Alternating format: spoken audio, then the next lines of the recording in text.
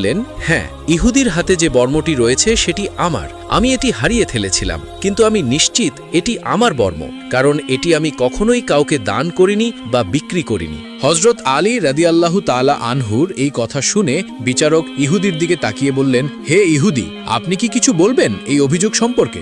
তখন ইহুদি দৃঢ়ভাবে বলল, এটি আমার বর্ম। দেখুন, এটি আমার হাতেই রয়েছে। আমি এটি কোনো অন্যায় পথে পাইনি, এটি আমার নিজের। শুরাই কিছুক্ষণ ভেবে আলীকে বললেন, হে আমিরুল মুমিনিন, আপনার দাবির পক্ষে কি কোনো প্রমাণ বা সাক্ষী আছে? আলী বললেন, হ্যাঁ, আমার আজাদকৃত দাস কানবার এবং আমার ছেলে হাসান উভয়ই সাক্ষী দিতে পারে এই বর্মটি আমার।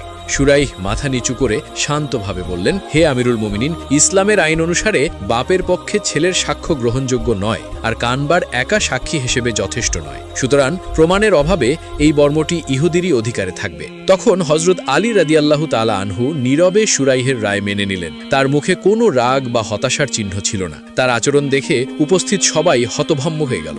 মুসলিম বিশ্বের খলিফা আমিরুল মুমিনিন নিজে বিচারকের সামনে দাঁড়িয়েছিলেন। ইহুদি, যিনি এতক্ষণ আত্মবিশ্বাসের সঙ্গে বর্মটির মালিকানা দাবি করছিলেন, এই ঘটনা দেখে তিনি অবাক হয়ে গেলেন। তিনি চিৎকার করে বললেন, এটা নিশ্চয়ই অবিশ্বাস্য।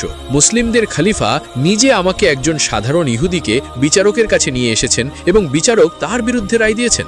এমন ন্যায় বিচার আমি কখনোই দেখিনি। তার কণ্ঠ কাঁপছিল। তিনি বললেন, আমি সাক্ষ্য দিচ্ছি এই ধর্ম সত্য, আল্লাহ ছাড়া কোনো ইলাহ নেই এবং মুহাম্মদ সাল্লাল্লাহু আলাইহি ওয়াসাল্লাম আল্লাহর রাসূল।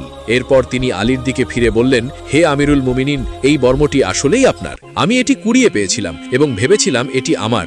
আজ আমি বুঝেছি ইসলামই সত্য। আপনার মহান চরিত্র আমাকে মুগ্ধ করেছে। আমি ইসলাম গ্রহণ করছি। এই কথা শুনে আলী রাদিয়াল্লাহু তাআলা আনহু খুশি মনে ইহুদির ইসলাম গ্রহণে আনন্দিত হলেন। তিনি বর্মটি ইহুদির হাতে দিয়ে বললেন, তুমি আজ থেকে আমার ভাই, এই বর্মটি তোমার কাছেই থাক। এরপর একদিন আমিরুল মুমিনিন হযরত আলী মদিনার পথে হাঁটছিলেন। এমন সময় দূর থেকে তিনি কিছু মানুষকে ঝগড়া করতে দেখতে পেলেন।